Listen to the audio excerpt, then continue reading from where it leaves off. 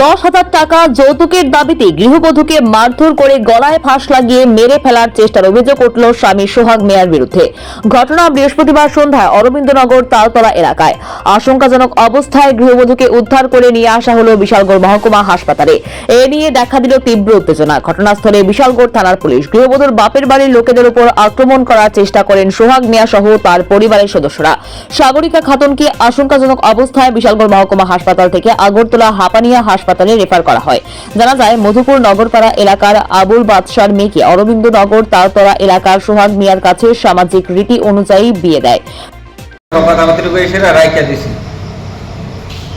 এবার সন্ধ্যাবেলা ফোন করছে, ফোন করে সেটা 6:30 ফোন করছে, ফোন সেটা কইতাছে আমার পরিবারে ধরছে আপনাদের মেয়েরে আমি 2-3টা বাড়ি দিছি, আপনার মেয়ে শেষে ফাঁসি টাঙ্গাইলিস, আপনার বাড়ি আপনার আইয়া লক্ষণ ইমার্জেন্সি। আমার পরিবারে কইছে আমরা কেমনে যাই বললে মরে যাক। এরপর আমি ফোন করছি, আবার ফোন করে সেটা এরপর কইছি আমার মেয়ে কি দিয়েছে ফাঁসি টাঙ্গাইলিছে।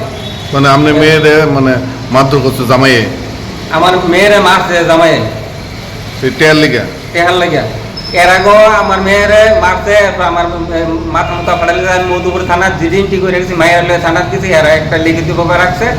এই অরবিন্দনগরের প্রধান আইছে, বানুগিরি প্রধান আইছে, আমার গ্রামের মেম্বার লই আসিরা এটা সমাধান করে হেরা করছে। আর পরবর্তীভাবে এটা কোনো গতিলে হেরা দেখবো, প্রধান টধানে আমার গ্রামের মেম্বার টেম্বার হেরা কইছে দেখবো। কি নাম আপনার মেয়ের? আমার মেয়ের নাম হচ্ছে সাগরিকা খাতুন, মেয়ের জামাই নাম হচ্ছে সোহাগ মিয়া, বাবার নাম হচ্ছে মুসলিম মিয়া। এখন কি আপনার মেয়ে ফাঁসি দিচ্ছে? ফাঁসি দিছে। হেরা কইতেছে ফাঁসি দিছে, আমরা তো আর জানি না হেরোই মাইরা না ফাঁসি টাকাইছে নাকি তবে তো আমরা তো স্যার আমরা কি চান এটা এখন? আমি এটা সুস্থ বিচার চাই স্যার। আমি গরিব মানুষ, অনেক কষ্ট করে আমার মেয়ের আমি বিয়া দিছি। আমার ভাইয়েতে সব কিছু, আমার ভাইয়েতে টেহা পয়সা দিয়ে আমি বাড়িতে আসলাম না। আমার ভাইয়েতে মিললে সে আমার গ্রামবাসী মিললে সমাজে মিললে আমার মেয়ের বিয়া দিচ্ছে স্যার। আমি এটা সুস্থ চাই। হেরা অনেক দূর জুলুম করছে আমার মেয়ের।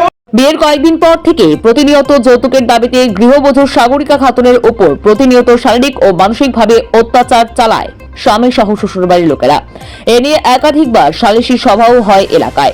বৃহস্পতিবার সন্ধ্যা রাতে শ্বশুর আবুল বাদশার কাছে টেলিফোনে নগদ 10,000 টাকা দাবি করেন। অভিযোগ করেন শ্বশুর আবুল বাদশা। তার কিছুক্ষণ পর শুনতে পান আবুল বাদশার মেয়ে সাগরিকা খাতুনকে আশঙ্কাজনক অবস্থায় বিশালগড় মহকুমা হাসপাতালে নিয়ে আসে অগ্নিনির্বাপক দপ্তরের কর্মীরা।